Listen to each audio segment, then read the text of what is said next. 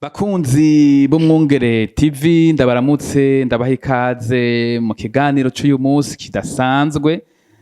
Uyu munsi dufise intahe n'umutumire wacu w'umujanabutumwa, umuzezwa shengero amaze kuja mu bihugu bitandukanye atakindi kimujanye ari ubutumwa bwiza, ashikira amoko, aja mu mahanga kubwo ubutumwa bwiza. Uyu munsi aza kutubwira ingene umuhamagaro wo kujana ubutumwa bwiza mu yandi mahanga ingene waje. Aratubwira kandi n'ubwoko bumwe amaze gushikira bw'abacewa, aho ni muri Malawi. Araza kutuyagira atubwira ingene yabayemwo, intahe ya afise muri urwo rugendo yagize. Mbega uyu munsi hoho bimeze gute? Abo yabwiye ubutumwa bwiza mbega bariho? Yiyumva gute uyu munsi w'ico gikorwa? Anarutere n'intege. Ndagomba rero muri kano kanya abanze atwidondore kugira ngo abatamuzi bamwumve. Kaze. Shalom shalom, Imana nihabwe icubahiro nkuko babivuze. Nanje ndanezerewe kuba hano muri kino kiganiro. Amazina yanje nitwa Eloge Gatore, ndi umujanabutumwa mu missionnaire kandi ndumuzezwa shengero mu ishengero rya Minevam riri mu Kigobe, niho nkorera ibikorwa. Nagira ubuntu na Kristo bwo kumva vy'ukuri urukundo rwiwe, aho yambabarira ndi umunyavyaha, aho nari impfuye akangirira imbabazi. Kuva maze kwihana nkizera, vy'ukuri n'umutwaro nagize. Ahantu hose ndi, aho ngendera, umutima wanje nuwa bariko barahona. Ndibuka ko nigeze kugira isengesho mwaka wa 2021, ninginga Yesu kwibonane mwaje amasengesho tugira. Ndamusaba ati Yesu ndagusavye unkorere kino kintu mpe ikadi zonezereza mu misi 365 igize umunsi, uzongirira ubuntu umpe n'imiburibero umuntu umwe agushingire akizwe. Nasenze iryo rimwe yari yavyumvise. Ku munsi nagerageza kurondera umuntu mugira ubutumwa bwiza. Nimba ari umutaxi vera ntwaye, nimba ari umumotari, nimba afashe taxi, nimba nipakije nduze ruguru, narondera akaryo kose ko gushingira intahe Yesu. Shima Imana ko Yesu ari umwizigirwa yangiriye neza, acama akaryo kanini ko kugendera abantu mu mabohero, aho ushobora gushikira umugwi w'abantu banini mu buryo bunyarutse, canangura kuronka abantu benshi mbwira ubutumwa bwiza. No kuvuga abantu ku munsi narandika umuntu n'amazina na telefone, hagiye kugera nko mu kwa gatanu ntagishobora no kubandika.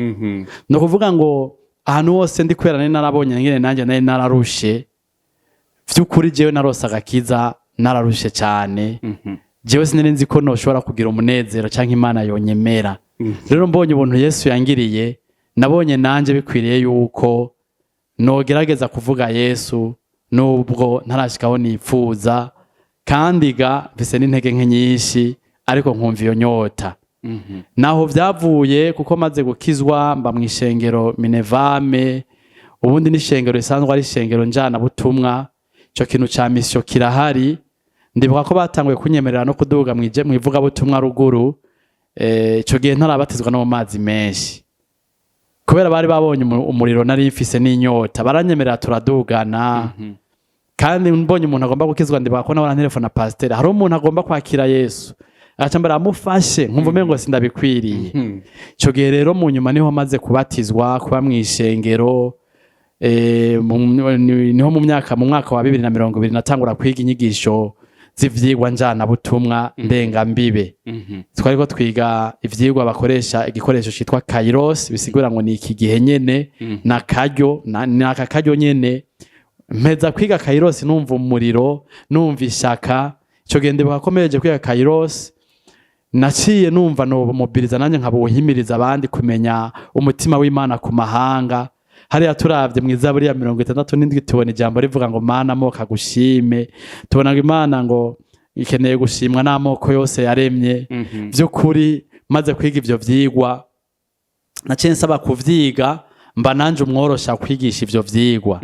Camba umworosha, canumva vy'ukuri mbaye umworosha nanje noza ndigisha abandi. Inyuma y'ivyo haraza ibindi vyigwa nka vya DMR, gushikira abantu ku myanya y'ubuzi. Haja numva ari imvugo yanje. Numva ngenda ndoroherwa cyane kuronka uburyo bwo gushobora gushikira abantu. Rero ico gihe ndagirirwa ubuntu bwo kuba mu gisata c'ijana butumwa canke civuga butumwa mw'ishengero ryacu rya Minevam. ndetse mu nyuma ndagirwa n'ubuntu bwo kuba mu barongoye ico gisata. Niho twatunganya umwiherero rero, kuko misi yose kuwa mbere turakorana tugasengera amahanga, tukavugana ingene twoshikiriza ubutumwa bwiza. Niho mu nyuma nagenda canumva twogira tugize umwiherero, niho numva twoshobora gusaba Imana ngo iduhe natwe amahanga, kuko maze kwiga ibi na cyane maze kuba n'umworosha mu vyigwa vy'ijana butumwa, hasigara ndumwigisha nanye ndavyigisha. Naciye mbona ko bikwiriye misi yose kwa masengera amahanga atarashikirwa, ari mu vyo mu mvugo abahinga bise ngo akadirisha ka 10-40. Abo bantu tubasanga mu bihugu vya Aziya, hariya mu Bushinwa, za Thailand, Indonesia, Malaysia, Vietnam, za Korea, tukamanuka mu gice c'Iburaya, z'Uburusiya n'ahandi, tukamanuka mu gice cyari aho bita mu ihembe rya Afrika, za Tunisia, Algeria, nubwo no mu bindi bihugu hari amaboko atarashikirwa. Cyambona uruhara rwanje nanje ari uko namasengera abo bantu mu bintu no kwita ibisika bitanu mu mvugo ya mission cyangwa ivuga butumwa. Mu bivyo bisika bitanu harimwo abamizirima ni benshi cyane, hari abahindu, hari abo bita ba animiste bizera ivy'imigenzo, hamwe n'abasekuru babo canke imana zo mu biti canke z'inzuzi canke ibikoko, hari abahakanyi abitwa ba atheiste, hariho n'ababudiste. Cangira umuhigo wo kwamasengera abo bantu buri munsi. Niho rero ndiko ndahimiriza abo dusanga muri ico gisata. Hari mu kwezi kwa12 2023 niho nabahimiriza, turavuga tuti reka rero turabe ihanga ry'abantu bari muri Afrika ahantu ho tubera hafi, twoshobora nibwo Imana yobaduha twoshobore kubashikira. Hari abantu narabonye ku rubuga rwitwa Joshua Project, ushize muri telefone yawe Joshua Project muri Play Store, iyo application iraza irakwereka amahanga buri munsi basengera atarashikirwa. Hari abantu rero narabonye ko kugo rubuga bitwa abayawo bo muri Malawi. Ndavye kuri karata ndabona Malawi mengo ni hafi, tikandi atwashika n'imodoka cyadutangura kubasaba Imana. Numva dusenga dusaba Imana ngo iduha abayawo. Ijambo ry'Imana mu gusenga twisunze ijambo ry'Imana riri hariya mu Izaburi ya 2:8 havuga ngo nsaba nzoguha amahanga zabo mwandu wawe n'impera z'isi zibishamvu yawe. Aba bantu tubasavye Imana, vy'ukuri Imana yarumvise ugusenga kwacu. Imana yumvise ugusenga kwacu, ikintu yadukoreye nuko muri 2024 mu kwezi kwa 2 haje umuntu kwishengera iwacu, aje kurondera ivyerekeranye n'ikiganiro citwa Kanguka gisanzwe kivuga buri munsi. Azaje kurondera abo mufasha kugira ngo ashobore gusengerwa. Uwo muntu ngiriga ubuntu bwo kumwakira, ndamufasha tuganira ivy'ubutumwa bwiza n'ijambo ry'Imana, abona amahoro n'umunezero. Tumaranye indwi rero cyayumva tuko turasengera babayawo, ndamubwira ivyabo ko bari no muri Malawi, ashambarira ko yigeze kuja muri Malawi haheze umwaka yaragiye ariko yabihevye. Arambarira ngo haheze igihe haje umuntu w'umujana butumwa yari muri Malawi, umutamakazi akuze, araza muri Amerika, hasanzwe aba muri New York, mu gisagara ca New York City. Arambarira ati mon frère, ati hari abantu batagira ahantu basengera muri Malawi. Tinumva umutwaro ko abo bantu boronka ahantu basengera kugira ngo vy'ukuri baronke inyubako. Uwo muntu yarasanzwe afise umuhamagaro wo kugenda yubaka amashengero. Mugakumva ijwi mubwira ngo nyubakira ingoro, atumva nyubakira ishengero, atuma ngene yo bigenza. Abimbariye aca yumva ndiko ndamubwira ivy'abayawo ko tuko tubasaba Imana umunsi yabaduhaye tuzojayo. Acambara ngo none mubona woza tukajana muri Malawi nkakwereka ivyo ndiko nivyo nene natanguye gukora ama ndabiheba. Yabihevye ko yahemukiwe, bamujya amahera yose yatanguje ivyo bintu, aca arabiheba. Ansabye ngo tujane nabwo atereka nsenge, ngiye gusenga niho numva rero umengo ni opportunity nakaryo. Cyo gihe ca ndasezera umwungere mukuru, uwo muntu acarandihira ivy'urugendo vyose, ca ndajayo. Ariko nasanze ntagiye mu bayawo, nagiye mu bitwa bacewa. Nasanze ari ahantu hari ubugaragwa. Ico gihugu ni igihugu imvura igwa kuva muri Munyonyo ibitasuye ikaza kurangira muri Ruhuhuma, imara amezi 4 kandi bafise igihe kimwe gusa cyonyene c'imvura. Bafise igihe kimwe nta bivyo kuvuga ngo agatasi ngo n'impenshi bafise igihe kimwe conyene. Ni ukuvuga ngo ico gihe rero nagendayo hari uruzuba kuva mu kwa mbere imvura yari yacitse hataragera imirima y'ibigori yari ikiri hasi be n'amasaka biriko biruma bitarera. Abantu bari mu kwihebura, ndashikanya ahantu yari yagerageje kubaka mugabo yarabihevye.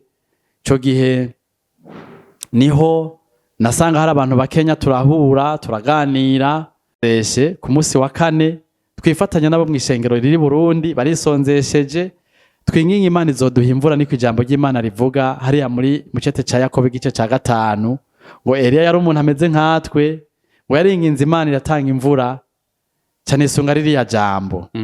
Ndabahamagaye ndabahimiriza baca baraza ari nk'abantu basika nka 80. Uwo munsi ca ndababwira ubutumwa bwiza, mbere yuko dusenga ndababwira ubutumwa bwiza, baca barizera umwami Yesu bose. Amen. Bamaze kwizera umwami Yesu nk'umwami n'umukiza, hajya ntangoye kubasengera, nabonye mpwemu yarabururukako, batangura kuvuga izindi ndimi. Amen. Na jewe ndatangara ryari rya mbere ndabibonye, ubona bagwa hasi, abandi bavomisa hariya, abandi bakoma induru, impwemu mbi zibatura hasi. Ivyo gusenga ndateba ndabura ngene senga, ndibuka ko hageze aho ndeka kuvuga icongereza ntangura kuvuga mu Kirundi, ninginga Imana ngo intabara abo bantu ntibaze gupfa. Turabandanya dusenga, mw'ico gihe niho nahabwa ijambo mu mutima ngo ndababwire ko imvura igiye kugwa mu minsi 2, ca ndarivuga n'ubushizi bw'amanga. Umusobanuzi wanje arambarira ati are you sure?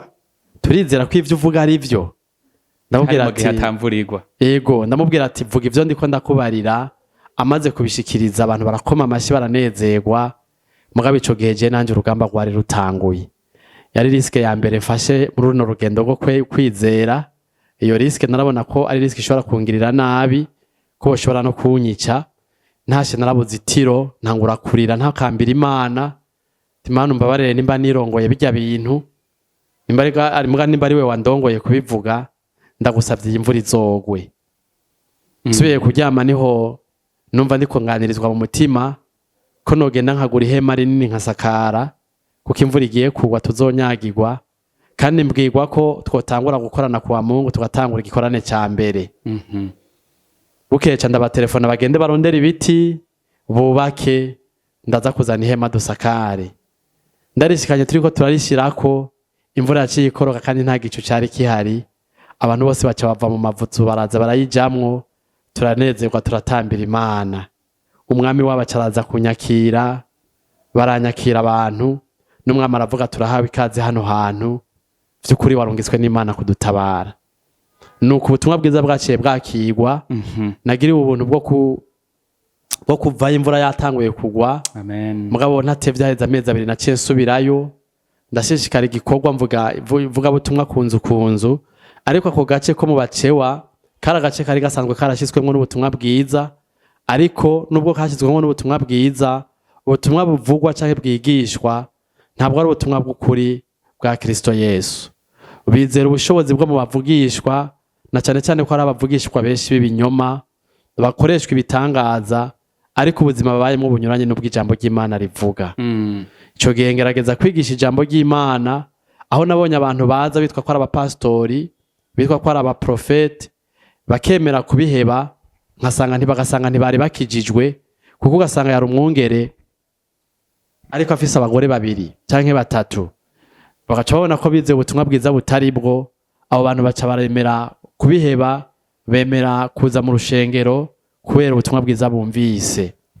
Ico gihe twarakomeje igikorwa hamwe no kubaka ingoro turayirangiza, abantu ba mbere barabatizwa, turavuga ubutumwa kunzu, no kuvuga ishengero riratangura, turaronka impapuro zitwemera gukora imbere y'amategeko mu gihugu cose.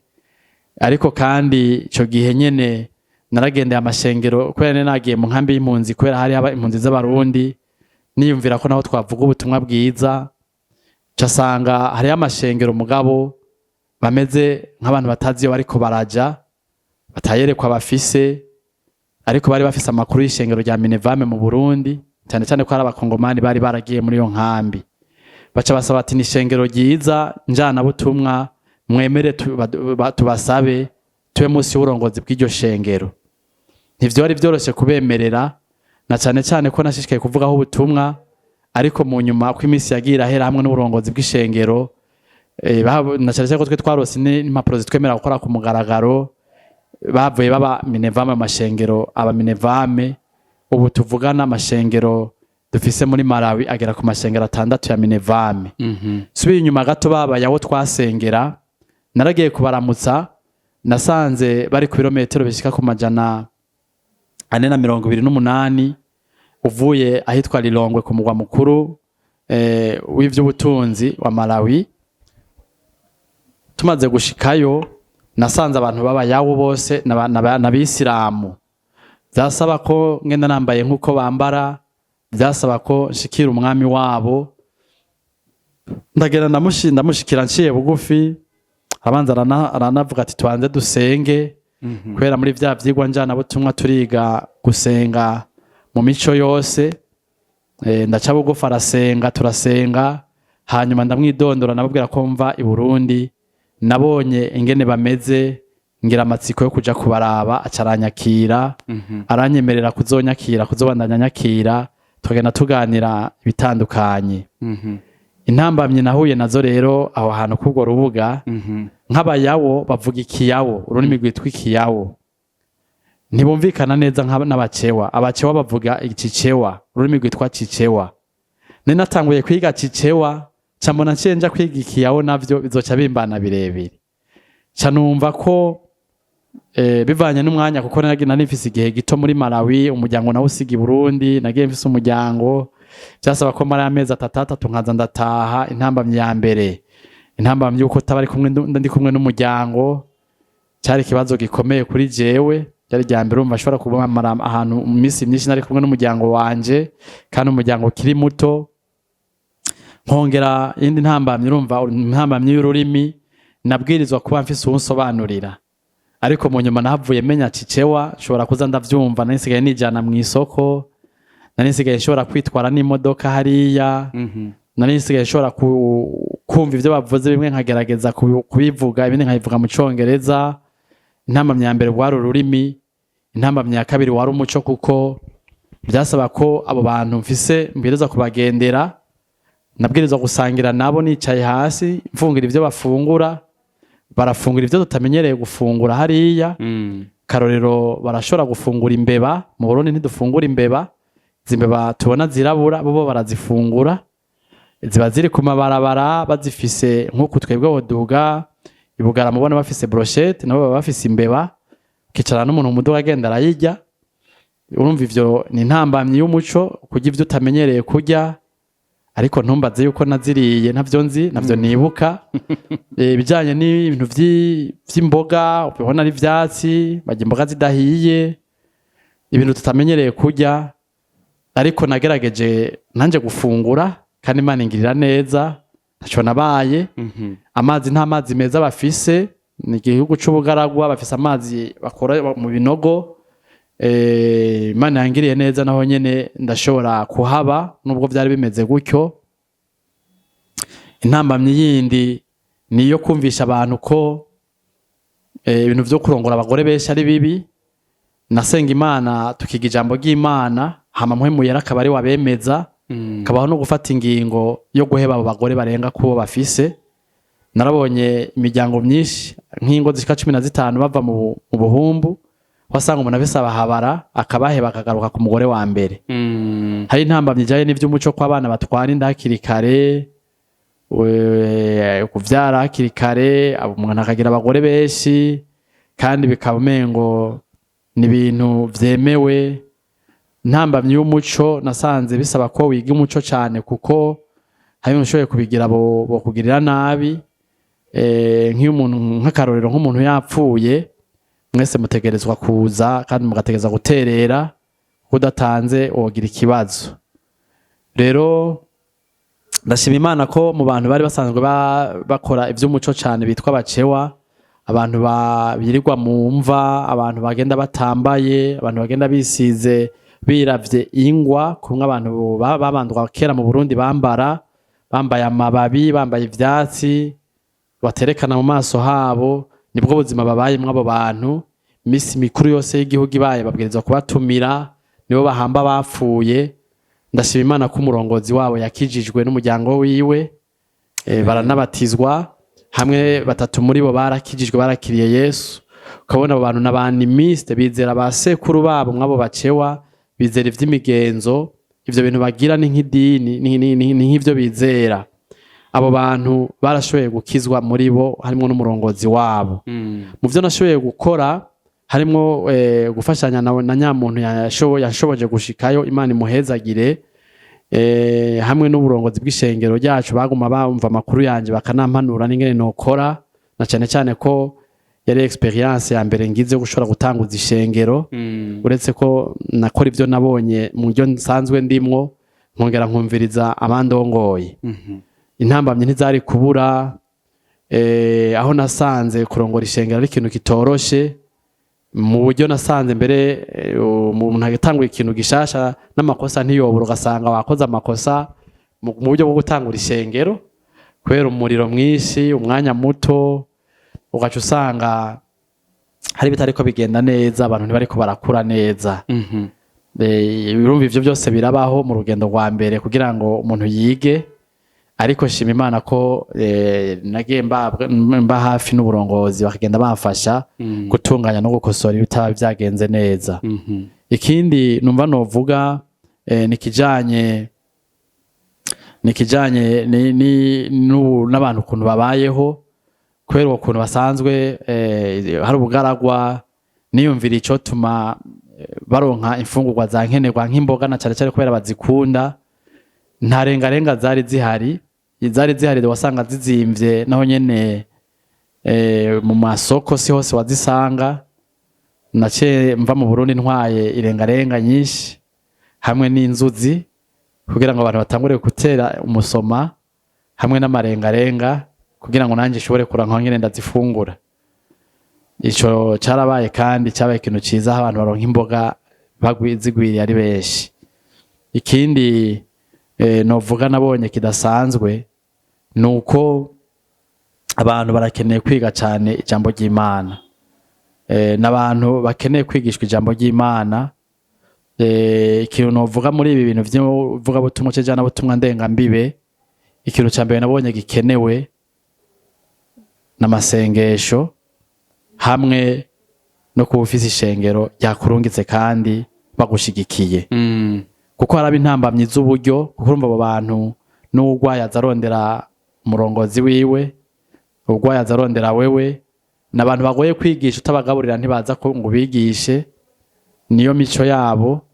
N'abantu nasanze no kugira baze gusenga, hari abantu basenga hariya barinze kubarihira uburyo bwo kwiyunguruza, uretse ko je ntabarihira ariko bakaza kubera bakunze ijambo ry'Imana.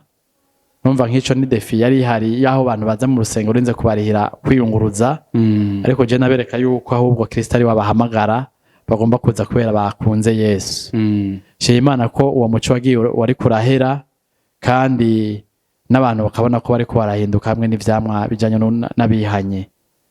Izo nizo ntambamye n'izijanye n'uburyo.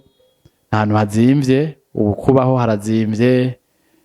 Umumisionere rero ntashobora gukora igikorwa adafise uwumufashe ukuboko mu kumushigikira mu buryo. Aha rero no kangurira ishengero ya Kristo aho riri hose vy'ukuri, kuko Yesu yaravuze ngo dushikira amahanga yose, yabitanze nk'itegeko. Tubona hariya muri Matayo igice cyaho ca 28 19 gushika 20 avuga ngo nukuri ni mu mugende mu mahanga yose, mubwira abantu bose ubutumwa bwiza, batize ku izina rya Data n'iry'Umwana ry'Ampwemu Yera, bahindura abigishwa kandi mubigishe kwitondera ivyo nabageze. Vy'ukuri ni itegeko rikuru. Yaranavuze ngo hariya mu vyakozwe n'umwarimu muri 8 ngo nuko namwe rero muzoba ivyabona byo kunshingira intaye mpwemu niyabazako, uhereye Yerusalemu, Yudaya, Samariya no gushika ku mpera z'isi. Iki ni ikintu nokaburira ishengero rya Kristo aho riri hose. Iki kintu cijana butumwa ni ikintu tugomba guhagurukira cyane nk'ishengero, na cyane cyane ko hari amoko n'imigwi y'abatarashikirwa ku isi yose tutagira uko twoyiharura. muri Afrika honyine hari amoko 900 y'abantu bataramenya Yesu ngo bamwumve n'uwo ari we. Nimba tubonera ijambo riri mu Vyahishuwe igice c'indwi umurongo w'9 havuga ngo hanyuma y'ivyo mu ishengero ryinshi ataboshobora kuriharura mu mahanga yose n'imiryango yose n'amoko yose n'indimi zose bahagaze imbere y'iyo ntebe n'imbere y'umwagazi w'intama bambaye imvune zera bari n'amashami y'ibigazi mu minwe basemera n'ijwi rirenga batagakiza n'akimana yacu vyagiye kuri rya ntebe n'akumwagazi w'intama. Aha nimba dugomba kubona kino kintu nuko ishengero rihaguruka ubundi kuja mwabo bantu simpaka bose bagende ishengero ritariko rirarungika abantu ryoshigikira bariko baragenda rititaye ko tukumva umunezero uko hari abantu bashoboye kugenda kuko nimba ho babajana butumwa bova no mu kino gihugu bakagenda numugisha kwishengero ryo mu Burundi ryose numugisha kandi no ku gihugu cose. Rero nohimiriza ishengero na cyane cyane kubu sanzwe ndi wuhimiriza fadikanije ni shira hamwe sanzwe riko rirahimiriza mibi vy'ijana butumwa gitwa CBI Channel of Blessing Initiative tuko turahimiriza ishengero mu kwigisha ahatandukanye n'amashengero atandukanye kugira ngo ishengero rya Kristo vy'ukuri rikanguke rimenye iki gikorwa nk'itegeko rikuru ko Yesu yagisigiye ishengero kandi twebwe nk'ishengero ryo muri Afrika na cyane cyane ishengero ryo mu Burundi turamagariwe cyane gushikira abo bantu aya moko y'abatarashikirwa. Umutima wanje nuko nukumva amoko yose ahimbaza Imana. Rero igihe cyose nama mvuga ngo nditeguye mwami barije utuma n'ubu tuvugana ndiko nditegura gushikira yandi moko y'abatarashikirwa. Hariho mu missionnaire yitwa Charles Stade yavuze ngo nimba Kristo yarampfiriye kandi akaba umwami wanje nta combere cy'agaciro aho nokimushikanira. Nundi mu missionnaire yakoreye mu Bushinwa nawe yitwa Isobel Mirakun yavuze ngo Simani itariko irahamagara abantu nibo batariko baritaba. Imana iguhezagire. Urakoze cyane Eloge, ino ntahe n'ukuri rahambaye gose kandi urakoze kurushinga ino ntahe naza ko umuntu wese kadukurikirana yumva uruhara rwiwe Imana imahamagarira ari ukwemera kugenda nkuko abitubwiye ari ugusenga ari ugushigikira bariko baragenda umuntu akagira uwo munezero wo kumva ko ari umuntu abwiye ubutumwa bwiza. Namwe yuko atubwira yuko hari amoko menshi ateka mvuga ubutumwa bwiza. Rero wakoze wewe wakurikiranye kino kiganiro nibaza ko dukwiye kumva ko ubutumwa dufise n'ubutumwa burengana n'imbibe subwa ngaha gusa burarengana imico ubwoko ururimi byose nkuko datubona Imana yarungitse Yesu Kristo mw'isi niko nanuye umusiki yarungika abizera ishengero kugira ngo rigende mw'isi yose. Rero birashoboka ko Imana iguhamagarira gusenga, sengera abagenda, sengera abatarashirwa n'ubutumwa bwiza yo kuyasengere nkuko watubwiye nako byavuye mu mutima wo gusengera ayo mahanga. Urashobora gushigikira abariko baragenda canke wenyine nawe ubwawe nyene ukagenda nkuko wabidukoreye nawe ko wasenze mena gukora ku mutima ukagenda. Igihambaye nuko no kwishura kumwe Yesaya yavuga ngo niho ndi abarije butuma. Hariho akajambo wumva wosozerera ko mbere ko dusoza kino kiganiro cacu. Ijambo rurangiriza ko riri muri Matayo 9:37 havuga ngo maze abwira abigishwa yuko ati vyimburwa ni vyinshi ariko abimbuzi nibo bake. Nuko nimwinginge nyine vyimburwa arungika abimbuzi mu vyimburwa vyiwe. Ndahamagarira abantu bose bariko baradukurikirana yuko mwoba binginga kugira ngo Imana irungika abagenda. Urashobora kuba uri kuringinga ariko utarabona ko ukeneye kugenda. Imana iragukeneye. Shengero ryo mu Burundi Imana iragukeneye. Nkatera intege wewe wumva ko ushobora kumva shengero urimwo canke uri umwungere canke uri umuntu ugomba gushikira amahanga cyangwa kumva ugomba gufatanya natwe muri kino gikorwa cyo gushikira amahanga.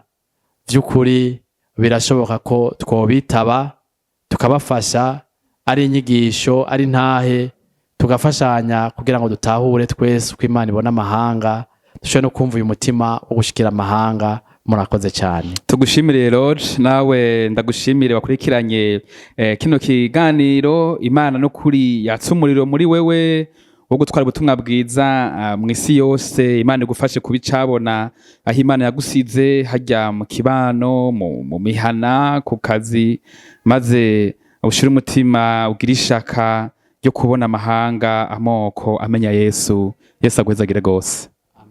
Amen.